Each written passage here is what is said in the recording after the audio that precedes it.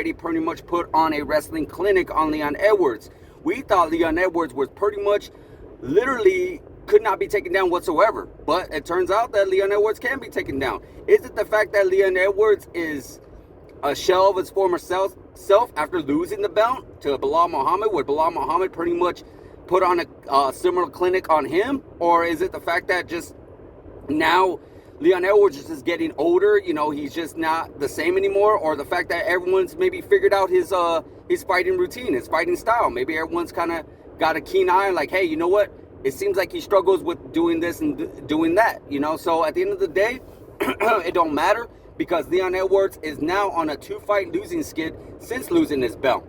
And the better man won, which would be Sean Brady. He actually surprised me, surprised a lot of people. I really felt like the competition level of Leon Edwards, the fact that who he's been in there with, the high level wrestlers that he's been in there with, it just really surprised me. So really good, good for Sean Brady. You know, this is a really big step in his career. Really, really big step.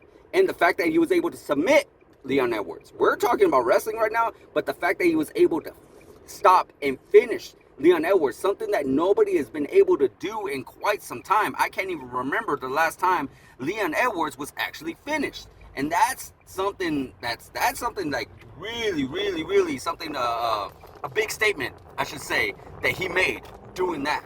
A real big statement. So, you know, with Sean Brady being able to do that, what's next for Sean Brady? I mean, right now, I can't necessarily say he's #1 contender, because we all know right now, in May, you got JDM taking on Bilal Muhammad for the welterweight strap.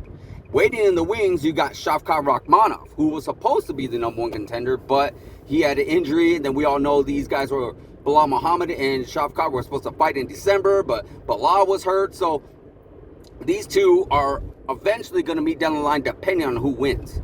Now, what going with that, I feel like the loser of Bilal Muhammad and JDM should take on Sean Brady. Because Sean Brady, if he's going to wait to become #1 contender, if he's going to wait to fight for that strap, he's going to be waiting until next year. Because think about it. In May, you got Bilal Muhammad and JDM.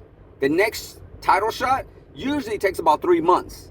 So that leaves it into about September, maybe October.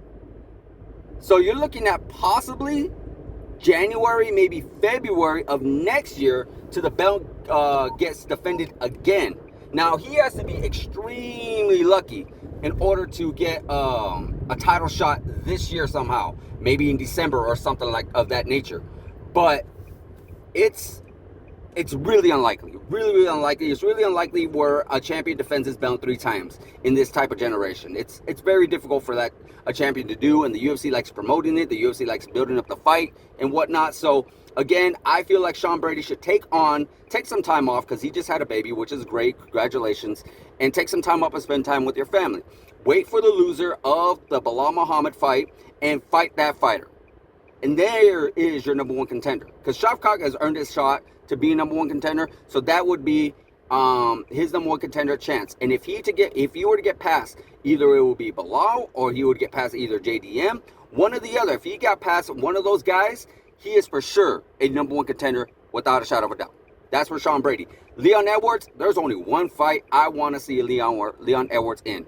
You know, this is a fight that would be years in the making. This is a fight that he potentially not only could bounce back him, but also could bounce back his opponent. And I'm talking about the 3-piece in the soda, the bad blood between Jorge Masvidal and Leon Edwards finally gets squared away. These two guys step in the octagon and go toe-to-toe with each other. I want to see that fight. You got Jorge Masvidal has not won a fight in probably 3 or 4 years, or 3 or 4 fights, I should say, regarding his MMA career. And you got Leon Edwards, who is, or excuse me, I said Jorge Masvidal has not won, excuse me, there you go, has not won a couple of fights in his career, and then Leon Edwards on a losing fight skid. Now, this would be a really good bounce back for both these guys if either one can actually win that fight.